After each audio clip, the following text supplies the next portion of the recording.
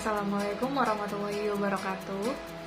Izin memperkenalkan diri, nama saya Tiara Fadilah, NPM 181305386 dari kelas B PGSD. Jadi di sini saya akan menampilkan dan menjelaskan tentang skenario pembelajaran serta simulasi pembelajaran tentang magnet.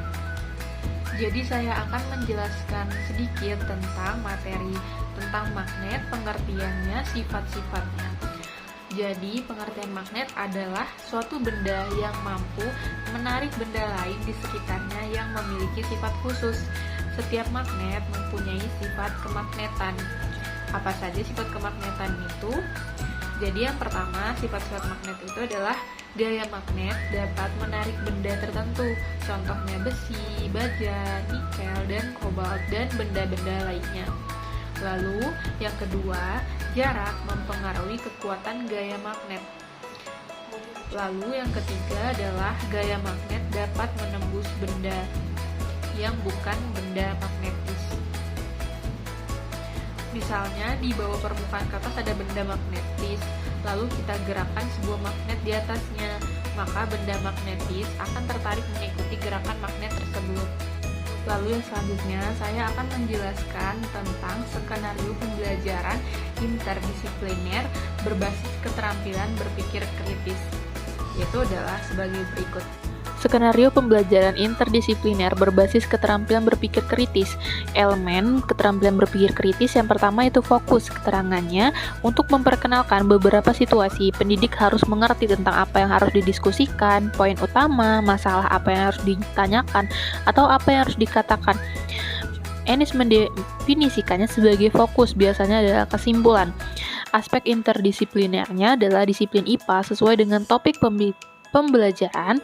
Lalu bentuk kegiatan pembelajarannya adalah pendidik menyampaikan bahwa pada pembelajaran ini peserta didik akan mempelajari ciri-ciri dari magnet dan bagaimana cara kerja magnet pada contoh di kehidupan sehari-hari, yaitu IPA termasuk sains dan komponen STEM-nya adalah sains. Elemen keterampilan berpikir kritis yang kedua adalah situation. Jadi keterangannya adalah ketika proses berpikir fokus pada kepercayaan dan merupakan proses pengambilan keputusan, maka perlu didukung dengan situasi yang mencakup atau melibatkan orang lain, pihak lain. Lingkungan ada di dalamnya, baik lingkungan fisik maupun sosial. Ini bukan hanya aktivitas berpikir, tetapi juga arti dari apa yang harus dipegang dan dinilai oleh pemikir. Jadi, aspek interdisiplinernya adalah disiplin IPA dan IPS, yaitu yang pertama disiplin IPA yaitu kulkas, dan disiplin IPS yaitu yang pertama kehidupan sosial keluarga di rumah, lalu yang kedua adalah hiasan kulkas di rumah. Jadi bentuk kegiatan pembelajarannya adalah pendidik membimbing peserta didik untuk mengungkap pengalaman dengan salah satu ciri dari magnet. Yang kedua, pendidik dapat mengarahkan untuk memulainya dengan contoh cara kerja kulkas di rumah peserta didik. Lalu, pendidik kemudian menjelaskan apa saja ciri-ciri dari magnet yang dapat ditemukan dalam kehidupan sehari-hari dan menunjukkan video pengaplikasiannya dari ciri-ciri magnet, termasuk teknologi. Lalu, pendidik membimbing peserta didik untuk mengaitkannya dengan objek di kehidupan sehari-hari yang sesuai dengan ciri-ciri magnet, yaitu pada hiasan kulkas, termasuk IPS, aksesoris kulkas. Elemen keterampilan berpikir kritis yang ketiga adalah clarity. Jadi keterangannya adalah hal terpenting dalam sebuah tulisan dan pengajaran adalah kejelasan dari apa yang pendidik katakan. Pendidik harus mengerti apa yang harus dikatakan dan orang lain mengerti apa yang pendidik katakan. Dengan menyampaikan pesan yang jelas dan eksplisit, dosen akan menghindari ambiguitas. Lalu, aspek interdisiplinernya adalah disiplin IPA dan IPS. Disiplin IPA itu kulkas dan disiplin IPS yaitu aksesoris kulkas di rumah.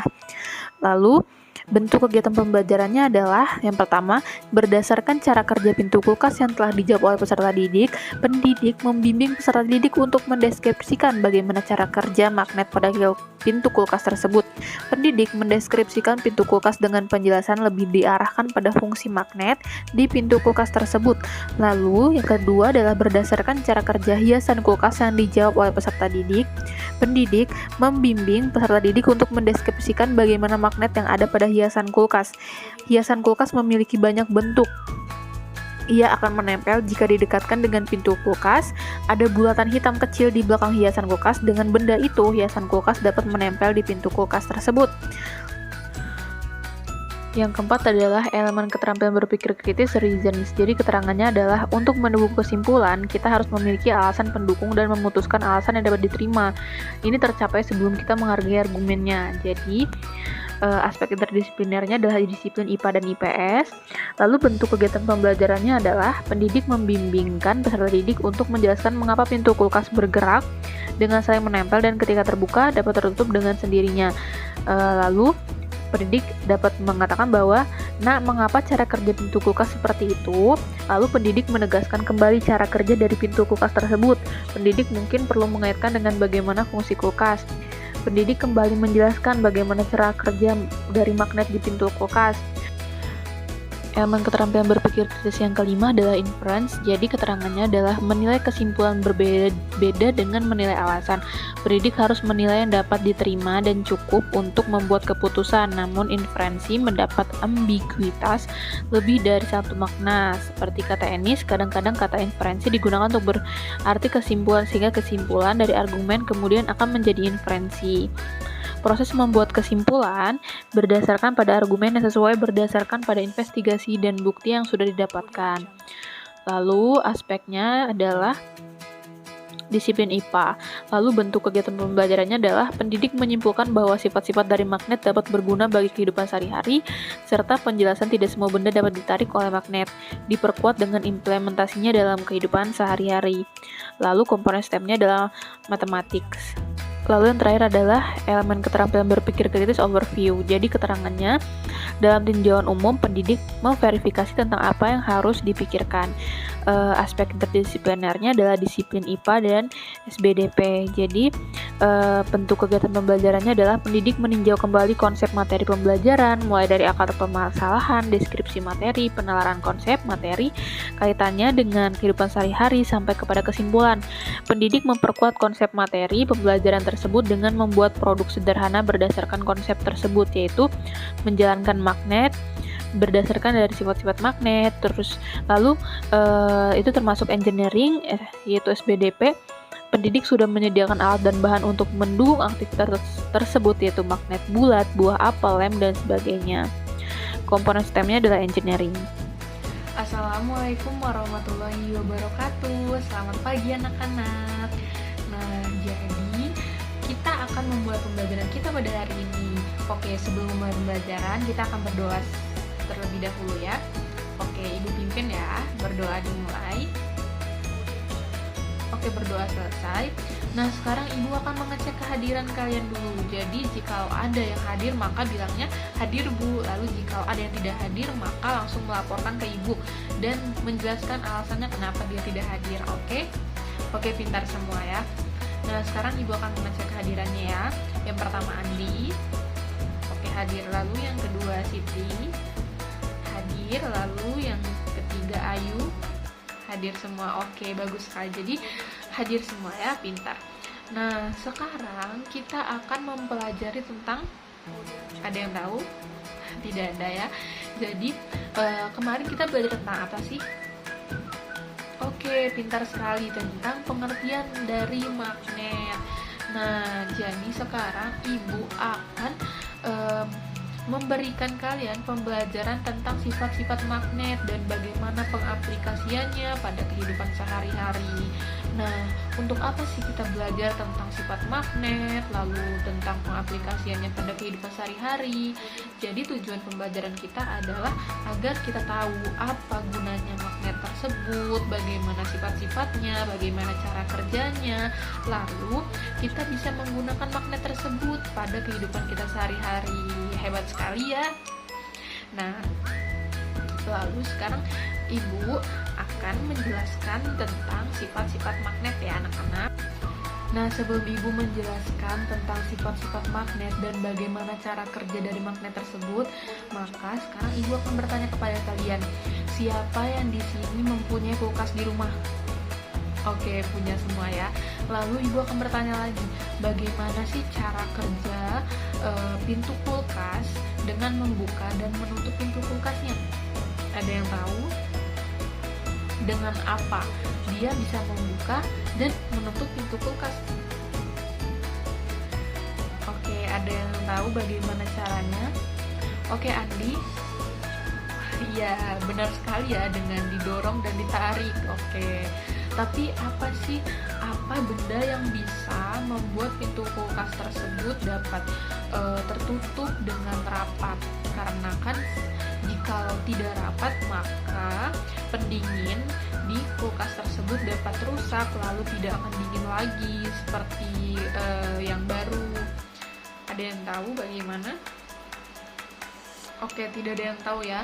Maka ibu akan menjelaskan tentang sifat-sifat magnet tersebut karena ada hubungannya dengan bagaimana cara pintu kulkas tersebut dapat menutup dan membuka dengan sempurna. Oke, jadi sekarang kita perhatikan ya apa yang akan ibu sampaikan.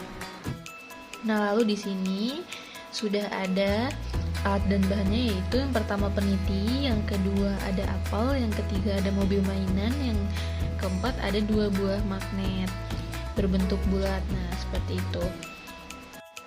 Lalu ibu akan menjelaskan berdasarkan sifat-sifat magnet, yaitu yang pertama adalah magnet dapat menarik benda-benda tertentu seperti besi, baja, nikel, dan lain sebagainya. Nah, yang pertama jadi adalah magnet seperti ini, magnet bulat seperti ini. Jadi percobaan pertama adalah yang pertama dari sifat magnet adalah magnet dapat menarik benda-benda yang mempunyai sifat magnet. Nah, seperti ini ada magnet bulat, lalu di sini ada peniti. Nah, seperti itu. Jadi ibu akan mendekatkan peniti dengan magnet tersebut, dan yang terjadi adalah penitinya langsung menempel dengan magnet. Nah, lalu yang kedua adalah ada 2 buah magnet berbentuk bulat seperti ini. Nah, lalu dari sifat magnet yang kedua adalah kekuatan magnet ditentukan dengan seberapa jaraknya antar magnet tersebut. Nah, dengan jarak seperti ini kedua magnet tersebut belum bisa menempel atau saling menempel. Nah, dengan seperti ini juga belum. Nah, maka dia akan bergerak. Lalu dengan jarak yang seperti ini, nah baru menempel seperti itu. Jadi harus dalam jarak yang dekat baru bisa menempel. Nah, seperti ini ya. Nah, yang ketiga adalah magnet dapat menarik benda-benda tertentu, tetapi kita akan mencobanya dengan benda non-magnetis seperti apel seperti ini. Jadi apel ini bukan termasuk benda magnet karena dia tidak terbuat dari besi, nikel, atau benda-benda magnet lainnya. Nah, jadi ibu akan mendekatkannya dan tidak ada pergerakan. Lalu ibu akan mendekatkan dan tidak ada juga pergerakan atau saling menempel seperti ini atau saling menjauh. Nah, jadi magnet tidak bisa menempel dengan benda yang bukan magnet atau benda non magnetis. Oke, ibu akan bertanya lagi, bagaimana jika pintu kulkas tersebut tidak bisa menutup dengan sempurna dan dia akan terbuka dengan waktu yang lama? Siapa yang tahu? Oke, Andi. Maka tidak akan dingin lagi. Oke, benar sekali, pintar ya. Jadi, jikalau pintu kulkas tersebut dibiarkan terbuka dengan jangka waktu yang lama, maka pendinginnya bisa rusak. Lalu, apa yang ada di dalam kulkas itu tidak akan dingin lagi. Seperti misalnya kita ada di ruangan AC atau di ruangan yang ada pendinginnya. Maka jikalau ruangan tersebut pintunya dibuka, maka ruangan tersebut tidak akan dingin lagi. Nah, sama saja dengan hiasan kulkas. Hiasan kulkas bagaimana jikalau dia tidak menempel atau tidak ada benda yang bisa menempelkannya di pintu kulkas? Oke, Siti. Oke, benar sekali. Jadi, hiasan kulkas tidak akan menempel di pintu kulkas dan akan berjatuhan. Nah, jadi pintu kulkas tidak akan indah dengan seperti sedia kala. Nah, seperti itu ya.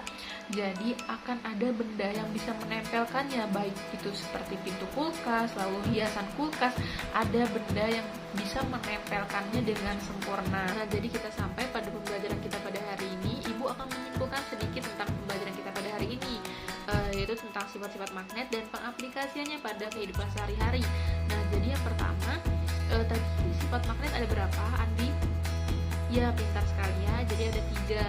Nah, jadi yang pertama adalah gaya magnet dapat menarik benda tertentu. Misalnya apa, Siti? Besi. Oke, pintar sekali. Nah, lalu yang kedua, jarak mempengaruhi kekuatan gaya magnet. Lalu yang ketiga adalah gaya magnet dapat menembus benda tertentu atau benda non-magnetis. Nah, jadi tadi kita sudah mengaplikasikannya ya pada kehidupan sehari-hari atau pada contoh-contoh yang sudah Ibu berikan. Seperti tadi, magnet Ibu tempelkan pada apel. Apakah apel itu bisa bergerak? Bisa atau tidak, Siti? Iya, benar sekali, tidak bisa. Nah, lalu tadi Ibu menggerakkannya dengan benda magnet atau benda besi. Apakah dia bisa menempel? Iya, pintar semua ya. Jadi bisa menempel karena itu termasuk benda magnet. Nah, lalu Ibu tadi menempelkannya dengan benda yang sama-sama magnet. Apakah dia bisa bergerak dan bisa berjalan? Iya, pintar semua. Jadi dia bisa berjalan, dia bisa bergerak karena itu termasuk benda magnetis. Nah, seperti itu contoh-contohnya ya. Dan di kehidupan kita sehari-hari seperti ada pintu kulkas dengan pintunya ada benda magnetisnya, lalu ada hiasan kulkas, lalu ada telepon, dan ada benda-benda lainnya yang bisa kita jumpai di kehidupan kita sehari-hari. Nah, seperti itu. Nah, sebelum Ibu menutup pembelajaran, sebaiknya kita berdoa dulu ya. Ibu pimpin, berdoa dimulai. Oke, berdoa selesai. Terima kasih atas kehadiran kalian pada hari ini. Jika Ibu ada salah kata, maka Ibu mohon maaf, dan kepada Allah Ibu mohon ampun. Wassalamualaikum warahmatullahi wabarakatuh.